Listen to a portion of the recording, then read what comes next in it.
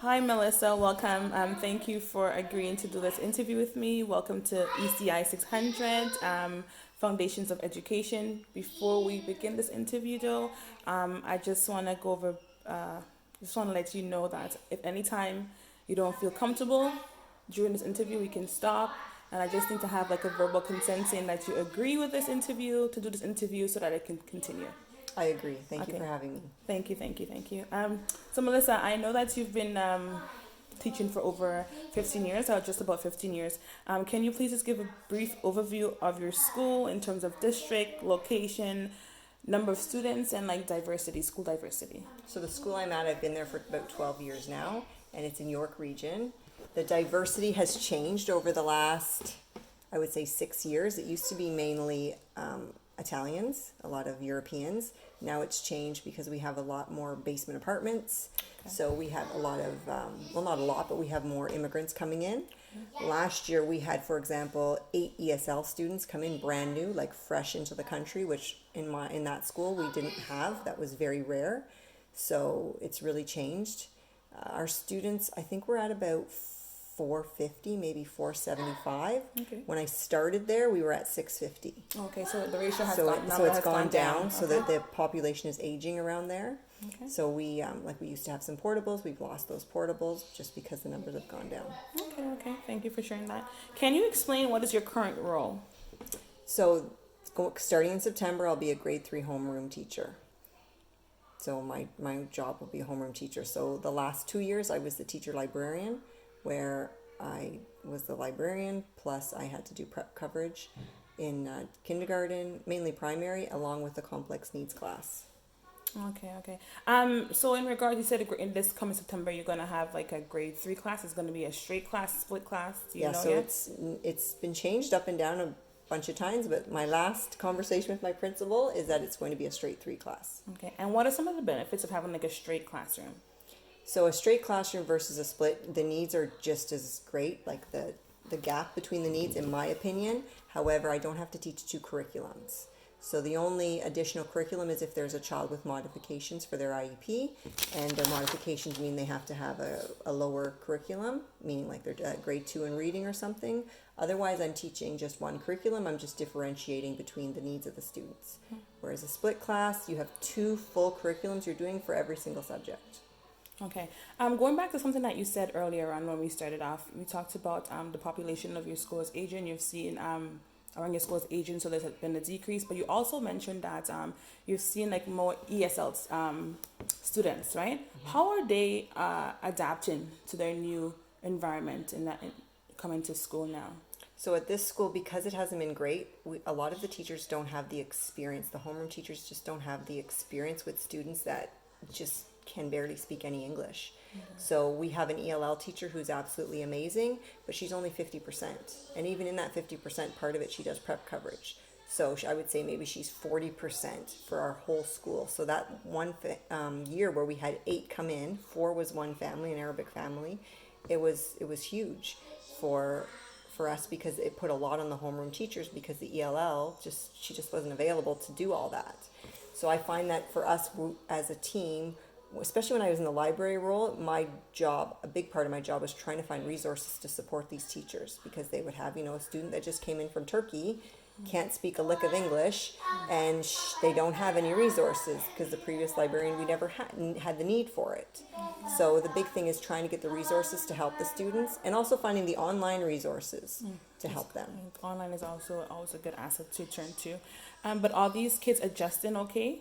So the kids, I find the ELL kids, they adjust very quickly, and they learn faster versus, say, the special ed kids. Oh, okay. So my ELL teacher made a comment that she likes the ELL because you see the growth. Whereas in special ed, sometimes that growth is very small, whereas the ELL she sees, because they're immersed in the culture. So it's English all day from the beginning to the end of a school day. Nobody is speaking their language. In the exception of that one family of 4 kids, when they got together at recess, they would speak to each other in their own language. But other than that, it's English all day. So they're immersed, so they're forced to learn. Like we had one kid, a Spanish kid, Spanish family. It was our first time having a Spanish family. And his only time he's ever heard of English is from TV. and that his dad, the little bit of English that his dad knew, was from watching television. Wow.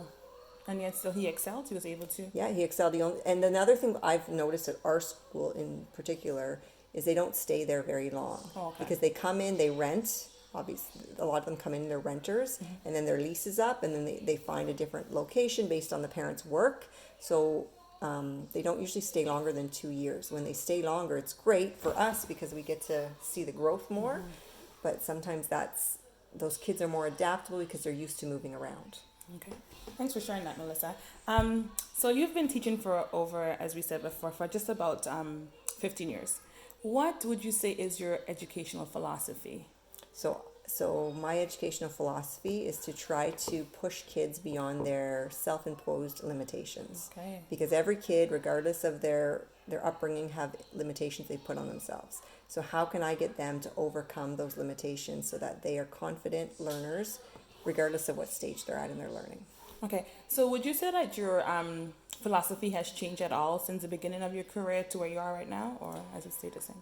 I would say the way I teach has changed, but my philosophy hasn't changed because the kids, they all have gaps. They all have, roadblocks that they put in place for themselves. Like they say, I'm not good at math, or I'm not good at reading, and that's just the way I am. Well, no, that's not the way you are. So in my opinion, that hasn't changed, but the way that I teach to them has changed just because the technology that they're now exposed to, all of the television shows have changed, that I have to make sure that I'm adapting with their changing atmosphere. So with that being said, would you say that you are a teacher, an educator who uses differentiated learning styles, techniques? Yes, and technology is a big part of that, because if you engage the kids in technology, I mean, we've learned that through Corona that the people who don't have no choice now.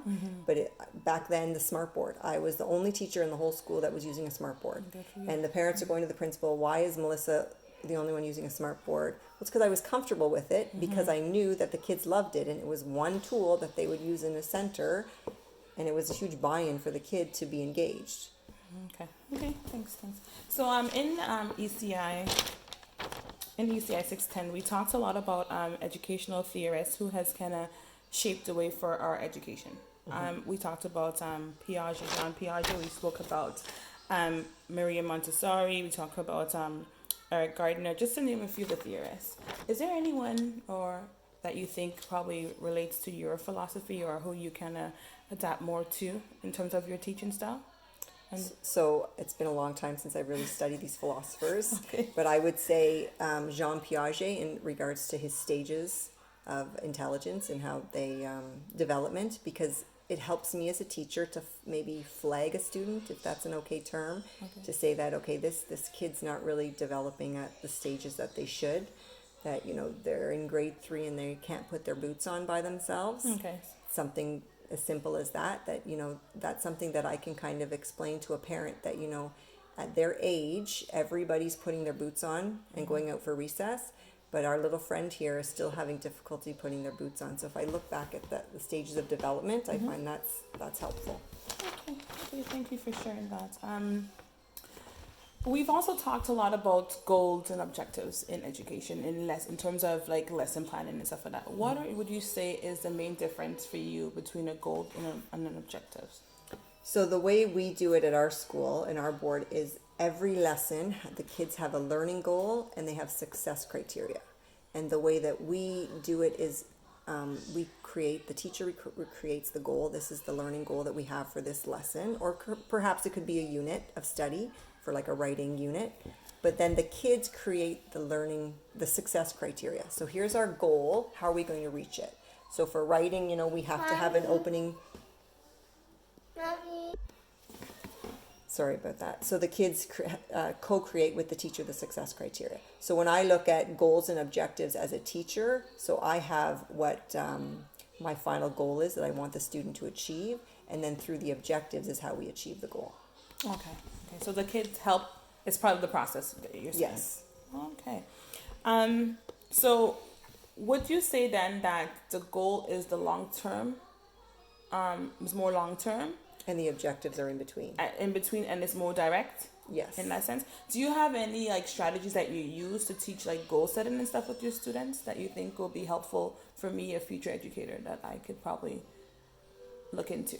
So for me, mainly working, actually, no, I did goal setting with intermediate, but if you're thinking of the primaries, I find that you have to relate to their life skill. Okay. So for example, if you say intermediates, grade 7 and 8, instead of just talking goals academically, think life goals. So where do you want to be in 10 years? What's your vision board looking like?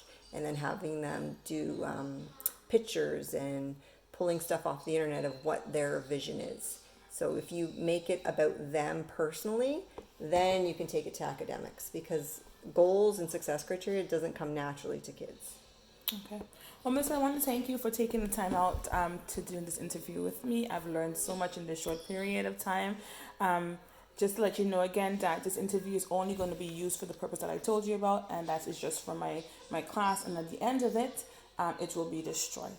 Again, thank you very much, and I appreciate you taking the time out. You're very welcome. Thank you.